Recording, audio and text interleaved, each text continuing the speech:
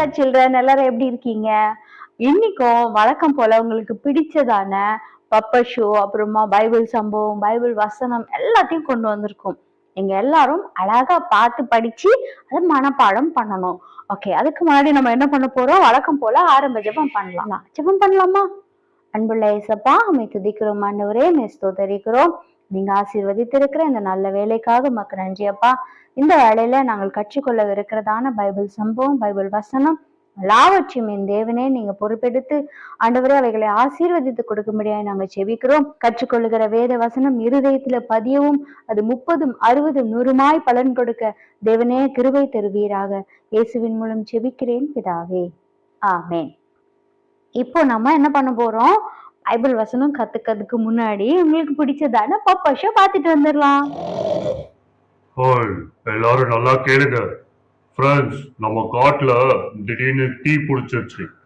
ஆமா, காட்டு தீ வேகமா பரவிக்கிட்டு வருது. அதனால எல்லாரும் சீக்கிரமா இந்த காட்டுல இருந்து தப்பிச்சு போகணும். புரிஞ்சுதா?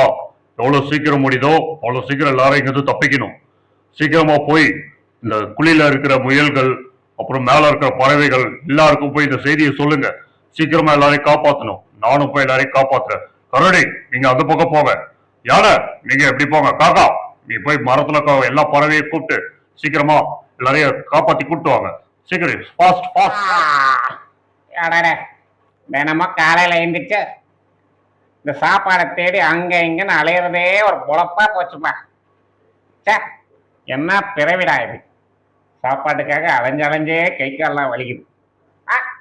அடடே, நான் பாக்குறது கனமா நிஜமா? ஆஹா, கும்பிட போன தெய்வ குறுக்குல வந்த மாதிரி என் மரத்திலேயே ஏதோ தேன் கூடு இருக்கே. சே, எங்கெங்கயோ போய் தேடி தேடி கடைசியில என் மரத்துக்கே தேன் கூடு வந்துச்சு. இப்போ நான் இந்த தேன் கூட சாப்பிட போறேன், யாருக்கும் கொடுக்க மாட்டேன். தேனே தேனே. குரங்கு, என்ன பண்ற? ஏய் வாடா. என்ன? குரங்கு, நம்ம காட்டுல தீ முட்டுச்சுடா. சீக்கிரம் நம்ம வெளியே போயிடுவோமா?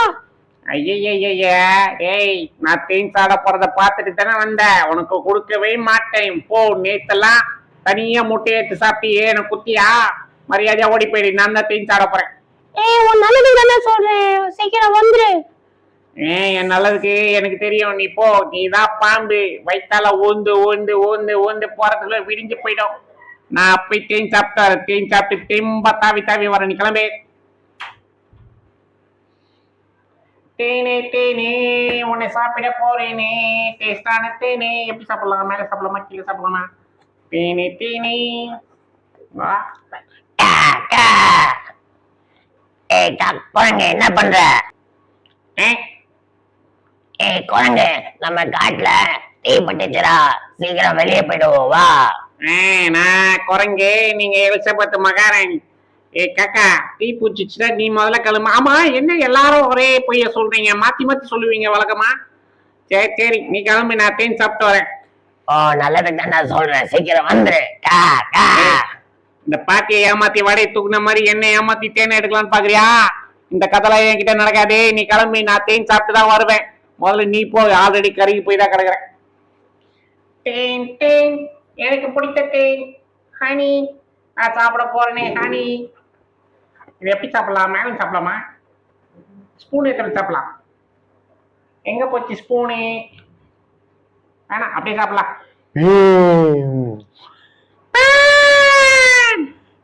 குரங்கு, என்ன பண்றீங்க? ஒட்டகத்தை வச்சு ஒட்டடாச்சின்னு கேக்குறான் பாரு கேள்வி. குரங்கு, நம்ம காட்டுல தீ பட்டுருச்சுடா. நம்ம வெளியே கிளம்பிடுவோம். எப்ப பார்த்தாலும் எல்லாரும் இதே சொல்லிட்டு இருக்கீங்க. எனக்கு முக்கியமான வேலை இருக்கே, நீங்க போங்க, நான் வரேன். உன் நல்லதுக்கு தான் சொல்றேன், வந்துரு.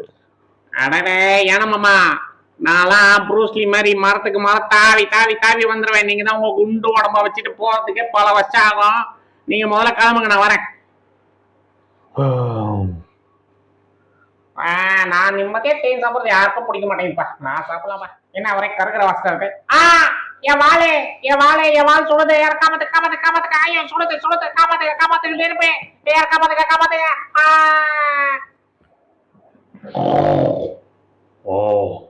நம்ம வாழ்ந்த காடு இன்னைக்கு நல்லா கருகிச்சு. நல்ல வேலை நம்ம எல்லாரும் தப்பிச்சிட்டோம். எல்லாரும் வந்துட்டாங்கல்ல? அஹ் யாரையும் நம்ம விட்டுட்டு வரலல்ல? என்ன என்ன எல்லாம் அமைதியா இருக்கீங்க? என்ன விஷயம்? இல்ல ராஜா, நம்ம காட்டு சேர்ந்த குரங்கு மிஸ் பண்ணிட்டோம் ராஜா. இல்லது குரங்க விட்டுட்டோமா? ஆமா ராஜா, அவன்கிட்ட எவ்வளவு சொன்னாலும் கேட்கல ராஜா. ச்சே, அந்த குரங்கு அழிஞ்சிட்டானா? ஆமா ராஜா, எவ்வளவு சொல்லி பார்த்தோம், அவன் கேட்கல. எவ்வளவு சொல்லி பார்த்தேன் ராஜா, அந்த குரங்கு கேக்குற மாதிரி இல்ல. ஆமா ராஜா, ஏதோ சாப்பிட்டுட்டு வர தேன் சாட போறேன்னு சொல்லி எங்களெல்லாம் விட்டுட்டு போயிட்டான் ராஜா. இதெல்லாம் நமக்கு ஒரு நல்ல பாடம். எப்பவுமே நம்ம ஆயத்தமா இருக்கணும். ஒரு ஆபத்து வருதுன்ற ஒரு எச்சரிப்பு சத்தத்தை கேட்டோ இந்த ஆயத்தம் இல்லாம இருந்த குரங்கு இப்படி கருகி போயிடுச்சு. பாருங்க, எப்பவுமே மனுஷங்க தான் இப்படி சோம்பலா இருப்பாங்க, எதுக்குமே ஆயத்தம் இல்லாம இருப்பாங்க. ஆனா மிருகங்களாகி நம்மளும் இந்த மாதிரி இருக்கக்கூடாது. நம்ம அவங்களுக்குலாம் ஒரு முன்மாதிரியா இருக்கணும். நம்மளும் ஆயத்தமா இருக்கணும், நம்மளை சேர்ந்த கூட்டத்தையும் ஆயத்தப்படுத்தணும். புரியுதா? அட்லீஸ்ட் இந்த மாதிரி எச்சரிப்பின் சத்தம் வரும்போதாவது நம்ம சுதாரிச்சுக்கணும். புரிஞ்சுதா? புரியுது ராஜா. புரிஞ்சுது ராஜா. பாப்பா ஷோ பாத்தீங்களா? நல்லா இருந்துச்சா? ஓகே, எனக்கு கூட ரொம்ப பிடிச்சிருந்துச்சு. இன்னைக்கு நம்ம என்ன பண்ண போறோம்? நீ ஆயத்தப்படு அப்படிங்கறதான எசேக்கியேல் 38வது அதிகாரம் 7வது வசனம். நீ ஆயத்தப்படு, உன்னுடனே கூடின உன் எல்லா கூட்டத்தையும் ஆயத்தப்படுத்து அப்படின்னு சொல்லலாமா? நீ ஆயத்தப்படு, உன்னுடனே கூடின உன் எல்லா கூட்டத்தையும் ஆயத்தப்படுத்து. எசேக்கியேல் 38 7வது அதிகாரத்துல இது இருக்கு. நான் இப்ப சொல்ல போகிற பைபிள் சம்பவம் மத்தேயு 25வது அதிகாரத்துல இருக்கு. அதை நீங்க வாசிச்சு பார்க்கணும். ஓகே, இன்னைக்கு நம்ம என்ன பண்ண போறோம்? நீ ஆயத்தப்படு அப்படிங்கறதான அந்த பைபிள் வசனத்துக்கு ஏற்றது போல பைபிள் சம்பவத்தை கத்துக்க போறோம். ஒரு முறை பரலோகத்துக்கு போறதுக்கு 10 கன்னிகைகள், அதாவது 10 பெண்கள் அவங்க என்ன பண்ணிட்டு இருந்தாங்க? ரெடி ஆயிட்டு இருந்தாங்களாம். அதுல 5 பேர் இருக்காங்கல்ல, 5 பேர் ரொம்ப புத்திசாலிங்களாம், 5 பேரு புத்தியே இல்லாதவங்களாம். இந்த புத்திசாலி பெண்கள் என்ன பண்ணாங்க அப்படின்னா, ஐயோ எஜமான் வந்து நைட்டுக்கு வந்தாருன்னா என்ன பண்றது அப்படின்னு சொல்லிட்டு தன்னுடைய கையில என்ன பண்ணாங்க? விளக்க கொண்டு போனாங்க.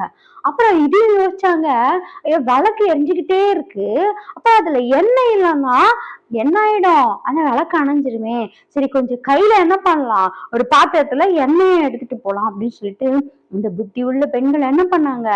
விளக்கையும் அதுக்கு தேவையான எண்ணெயும் ஒரு பாத்திரத்துல எடுத்துட்டு போனாங்க. 5 பேரு. மீதி இருக்கிற அந்த 5 பேர், நாங்க புத்தி இல்லாத பெண்கள் சொன்னோம் இல்லையா, அவங்க என்ன பண்ணாங்கன்னா வெறும் விளக்கு மட்டும் எடுத்துட்டு போனாங்க. அதெல்லாம் அப்புறம் பாத்துக்கலாம், அவர் வரும்போது பாத்துக்கலாம், அதுக்காட்டி அவர் வந்துருவாரு, இல்ல லேட் ஆன கூட நம்ம ஏதாவது அட்ஜஸ்ட் பண்ணிக்கலாம், அந்த நேரத்துக்கு பாத்துக்கலாம், இப்ப எதுக்கு அதை பத்தி எல்லாம் கவலை அப்படின்னு சொல்லிட்டு அழகா அவங்களும் போயிட்டாங்க. வெயிட் பண்ணி பாக்குறாங்க, டைம் பாக்குறாங்க, ஐயோ வானத்தை பாக்குறாங்க, என்னடா இது ஏசப்பா வரையும் சொன்னாரு, இன்னும் வர காணுமே அப்படின்னு சொல்லிட்டு டைமை பாக்குறாங்க, விளக்க பாக்குறாங்க. அதுக்கப்புறமா பார்த்து என்ன ஆயிடுச்சுன்னா டயர்ட் ஆயிடுறாங்க. டயர்ட் ஆனதுக்கு அப்புறம் என்ன ஆயிடுச்சுன்னா அப்படியே தூங்கிடுறாங்க. எத்தனை பேரு? 10 பேரும் தூங்கிடுறாங்க. தூங்கிட்டதுக்கு அப்புறமா கொஞ்ச நேரம் கழிச்சு எலும்பி பார்த்தா ஒரே சத்தம், ராஜா வரான்னு ஒரு சத்தம் வருது. ஐயோ எல்லாம் ரெடி ஆகிறோம், ஐயோ நம்ம மணவாளன் வந்துட்டாரே, ஈசப்பா வந்துட்டாரே, நம்ம எல்லாம் போனோம் அப்படின்னு சொல்லிட்டு என்ன பண்றாங்க? எல்லாம் ரெடி ஆகுறாங்க. இந்த புத்தி உள்ள அந்த 5 பெண்கள் இருந்தாங்கல்ல, அவங்க என்ன பண்ணாங்க? ஐயோ விளக்கு அணையிற மாதிரி இருக்கே அப்படின்னு சொல்லிட்டு கொஞ்சம் எண்ணெய் எல்லாம் ஊத்தி விளக்க திரும்பி என்ன பண்ணாங்க? பத்த வச்சுக்கிறதுக்கு எல்லாம் ரெடியெல்லாம் வச்சுக்கிட்டு அப்படியே காத்துக்கிட்டே இருக்காங்க. மணவாளன் வந்துட்டாரு. அழகா அந்த விளக்கோட என்ன பண்ணிட்டாங்க? மணவாளனுக்காக அவங்க காத்துக்கிட்டு இருந்ததுனால அழகா உள்ள போயிட்டாங்க. ஆனா இந்த புத்தி இல்லாதவங்க இருந்தாங்க பாருங்க, எழும்பி பாக்குறாங்க, ஐயோ என்னடா இது, நம்ம விளக்கெல்லாம் அணைஞ்சிருக்கே, இருட்டா இருக்கே, என்ன பண்றதுன்னு ஒண்ணும் புரியலையே அப்படின்னு சொல்லிட்டு அப்படியே தேடுறாங்க, கொள்றாங்க. அப்படின்னு என்ன பண்றாங்க? அந்த புத்தி உள்ளவங்க அவங்க கிட்ட கேக்குறாங்க, எப்பா கொஞ்சம் எண்ணதாப்பா ப்ளீஸ்பா அப்படின்னு சொல்லி கேக்குறாங்க. அதுக்கு அந்த புத்தி உள்ளவங்க என்ன சொல்லியிருக்காங்க தெரியுமா? ஐயோ என்ன நீ இப்படி பண்ற, எங்களுக்கு தேவையான எண்ணெய் மட்டும் தான் நாங்க எடுத்துட்டு வந்தோம், உனக்கு தேவையான நீ தானே எடுத்துட்டு வரணும், நீ என்ன ஒண்ணு பண்ணு, போய் கடையில போய் வாங்கிக்கோ, உனக்கு நல்ல எண்ணெய் எல்லாம் கிடைக்கும் அப்படின்னு சொல்லிட்டு அவங்க அட்வைஸ் பண்ணுவேன்னு. ஆமா ஆனா வந்து என்ன பண்றது தெரியலையே, சரி நாங்க போய் எண்ணெய் வாங்கிட்டு வரோம்னு சொல்லிட்டு 5 பேரும் கடைக்கு போற அந்த கேப்லதான் யார் வந்துட்டா? எஜமான் வந்துட்டாரு, ஏசப்பா வந்துட்டாரு, மணவாளன் அவர் வந்துட்டாரு. வந்த உடனே யார் ரெடியா இருந்தா? அந்த 5 புத்தி உள்ள பெண்கள் தானே ரெடியா இருந்தாங்க. அவங்க மட்டும் விளக்கு எரிஞ்சிட்டே இருந்தனால அழகா அவரோட பரலோகத்துக்கு போயிட்டாங்க. அப்புறமா இந்த கடைக்கு போனாங்கல்ல அந்த 5 பெண்கள், புத்தி இல்லாத பெண்கள், திரும்பி வந்து பாக்குறாங்க, எல்லாம் கதவெல்லாம் மூடியாச்சு, உள்ள என்ட்ரி முடிஞ்சிருச்சு. ஐயோ தட்டுறாங்க, ஐயோ தட்டுங்க, அப்படியே தட்டு தட்டு தட்டு தட்டுறாங்க, கதவு தரங்க, கதவு தரங்க, நாங்க கடைக்கு போயிருந்தோம். என்னன்னா ராஜா என்ன சொல்லிட்டாரு, அதுக்கப்புறமா இவங்க கதவு தட்டுறாங்க தட்டுறாங்க தட்டுறாங்க, கதவு என்ன ஆகல, திறக்கப்படல. உள்ளுங்க ஒரு சத்தம் மட்டும் கேக்குது, எனக்கு உங்களை யாருன்னே தெரியாதுப்பா, எல்லாம் தயவு செஞ்சு போயிருங்க அப்படி சொன்னோன்னா ஒரே கஷ்டப்படுறாங்க. ஐயோ இப்படி மிஸ் பண்ணிட்டோமே. அங்க இருந்து ரெடியாகி நல்லா ட்ரெஸ் எல்லாம் போட்டுட்டு வந்துட்டு, இந்த கம்மல் போடணும், அந்த கம்மல் போடணும், இப்படி ட்ரெஸ் போடணும், எல்லாம் ரெடி பண்ணோமே, சே விளக்குக்கு தேவையான எண்ணெயை நம்ம ரெடி பண்ணலையே அப்படி சொல்லிட்டு ரொம்ப ஃபீல் பண்ணாங்க. அந்த கல்யாண வீட்டுக்குள்ள பிரவேசிக்கிறதுக்கான அந்த நல்ல ஒரு சான்ஸ் என்ன பண்ணிட்டாங்க, மிஸ் பண்ணிட்டாங்க. நம்மளுக்கு கூட நமக்கு முன்பா எவ்வளவு சான்சஸ் இருக்கு, படிக்க நேரம் இருக்கு, நல்ல விஷயங்களை செய்யறதுக்கு நேரம் இருக்கு, பைபிள் வசனம் படிக்க நேரம் இருக்கு, அம்மா அப்பாவுக்கு உதவி செய்ய நேரம் இருக்கு. ஆனா சில பேர் என்ன பண்றாங்க தெரியுமா, அதை எல்லாம் தள்ளி வச்சுட்டு கேம் ஆடலாம், டிவி பார்க்கலாம், அந்த கதை பேசலாம், இந்த போன்ல இதை பார்க்கலாம் அப்படின்னு சொல்லிட்டு தன்னுடைய நேரங்களை கழிச்சு தன்னுடைய எதிர்காலத்துக்கான எந்த ஒரு ஆயத்தமும் பண்றது இல்லை. ஆயத்த பண்ணணும்ல. இப்ப நம்ம ஒரு வெளியில போறோம் அப்படின்னா அப்படியே தூங்கி எந்திரிச்சு அப்படியே போயிடுறோம். அப்படி போனா என்ன ஆகும், பக்கத்துல யாராவது வந்து நிப்பாங்களா, நிக்கவே மாட்டாங்க, அப்பா அப்பவா நாத்து அடிக்குது அப்படி சொல்லுவாங்க. ஆனா நம்ம ஆயத்தப்பட்டு ஒவ்வொரு நாளும் நம்ம என்ன பண்றோம், ஸ்கூலுக்கு போகும்போது காலை எலும்பி அப்படியே போயிடுறோம், எலும்பி பல்ல தேய்க்கிறோம், குளிக்கிறோம், புக்ஸ் எல்லாம் தேவையானதெல்லாம் எடுத்து வைக்கிறோம். அதுக்கப்புறம் டிஃபன் பாக்ஸ் மத்தியான சாப்பாட்டுக்கு காலையிலேயே ப்ரிப்பேர் பண்ணி அதை நம்ம ரெடியா எடுத்து வைக்கிறோம். அதுக்கப்புறம் அதுக்கு வேண்டிய ஷூ, யூனிஃபார்ம் எல்லாம் எடுத்து வைக்கிறோம். எதுக்காக? எல்லா நாளைக்கும் நடக்க போறதுக்காகவா? இல்ல, நம்ம ஒவ்வொரு நாளும் படிச்சு அந்த கேள்வியெல்லாம் கேட்டு கேட்டு கேட்டு சொல்லி கொடுக்குற விஷயங்கள் எல்லாம் உள்ள கேட்டு கேட்டு திரும்பி ஈவினிங் வந்து படிச்சு அதுக்கப்புறமா எக்ஸாம்லாம் எழுதி ஒவ்வொரு வருஷமும் நம்ம பாஸ் ஆகி அதுக்கப்புறமா தான் ஒரு பெரிய பொசிஷன் போறோம். அப்ப அந்த ஒரு பெரிய பொசிஷன் போறதுக்கு எத்தனை வருஷமா நம்ம ஆயத்தப்படுறோம் இல்லையா?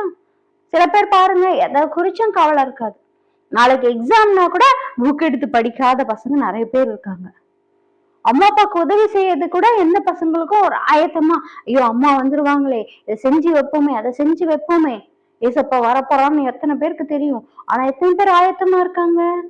யாருமே ஆயத்தமா இருக்க மாட்டாங்க. ஆனா நம்ம என்ன பண்ணக்கூடாது, அப்படி இருக்கவே கூடாது. எல்லா விஷயத்திலையும் ஒரு ஜாக்கிரதையா ஒரு ஆயத்தமா இருக்கணும். ஸ்கூலுக்கு போனோமா, நாளைக்கு தேவையான காரியங்களை நம்ம எடுத்து வைக்கணும். அம்மாவுக்கு இது வேணுமா, இந்த உதவியை நான் செய்யறதுக்கு முன்னாடி நான் சில நேரம் என்ன நான் ஒதுக்கிக்குவேன், இந்த நேரத்தை நான் வீட்டுக்கு கொடுப்பேன், இந்த நேரத்தை நான் ஆண்டவருக்கு கொடுப்பேன், இந்த நேரத்தை நான் படிப்பேன். இப்படி நம்ம என்ன பண்ணணும், ஒவ்வொரு விஷயத்தையும் ஆயத்தப்படுத்தணும். அப்படின்னா கண்டிப்பா நம்முடைய வாழ்க்கையில ஆண்டவர் என்ன திட்டம் வச்சிருக்கிறாரோ அந்த திட்டம் எந்த தடையும் இல்லாம நிச்சயமா நிறைவேறும். இந்த கதை உங்களுக்கு ரொம்ப பிரயோஜனமா இருந்திருக்கும். மறுபடியும் நல்ல ஒரு கதையோட உங்களை வந்து சந்திக்கிறேன். அதுக்கு முன்னாடி நம்ம கடைசி ஜெபம் பண்ணிடலாம். அன்புள்ள ஏசப்பா, உம்மை துதிக்கிறோம், ஸ்தோத்திரிக்கிறோம். இந்த நாள்ல இந்த 10 கன்னிகைகள் மூலமாக என்னுடைய வாழ்க்கையில நாங்கள் ஆண்டவரை ஆயத்தப்பட்டிருக்க வேண்டும் என்கிறதான இந்த விஷயத்தை நீர் எங்களுக்கு சொல்லி கொடுத்ததற்காக உமக்கு நன்றி அப்பா. நாங்க எந்தெந்த காரியங்கள்ல ஆயத்தப்பட்டிருக்கணுமோ ஆண்டவரே அதை நாங்கள் ஞானத்தோடு ஆண்டவரே செயல்பட எங்களுக்கு உதவி செய்யுங்கப்பா.